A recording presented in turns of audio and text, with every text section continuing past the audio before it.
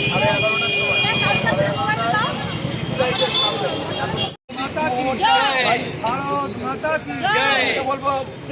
আপনারা নিশ্চয়ই অবগত আছেন, শিল্প আনবো বললেই হয় না, শিল্পের এই দিনটাকে উদযাপন করব। এই বীর বালক দিবস হয়তো কালকে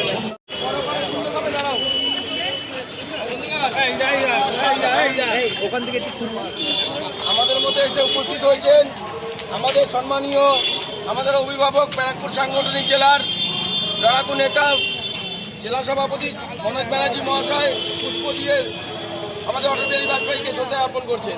ভারত মাতা কি, ভারতরত্ন অটল বিহারী বাজপেয়ীজির জন্মদিন পালন করুন। বন্দে মাতরম।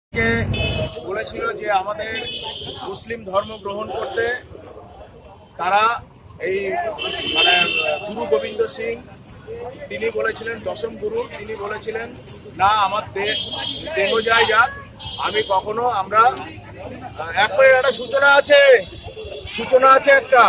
দাদা, আজকে প্রাক্তন যে প্রধানমন্ত্রী ওনার জন্মদিন, কি বলবেন? আপনারা জানেন যে ভারতবর্ষের প্রাক্তন প্রধানমন্ত্রী ভারতরত্ন আমাদের সকলের শ্রদ্ধেয় নেতা অটল বিহারী বাজপেয়ীজির আজকে পূর্ণ জন্মদিন, এবং সেই জন্মদিনটা আমরা ভারতীয় জনতা পার্টির সুশাসন দিবস হিসেবে পালন করে থাকি। ব্যারাকপুর সাংগঠনিক জেলার বিভিন্ন মণ্ডলে আমরা এই সুশাসন দিবস বা শ্রদ্ধেয় স্বর্গীয় অটল বিহারী বাজপেয়ীজি আমরা জন্মদিন উৎসাহ এবং উদ্দীপনার সাথে বিভিন্ন জায়গায় পালন করা হচ্ছে। তার সাথে সাথে বিভিন্ন জায়গায় সেবা কার্যের কাজ চলছে।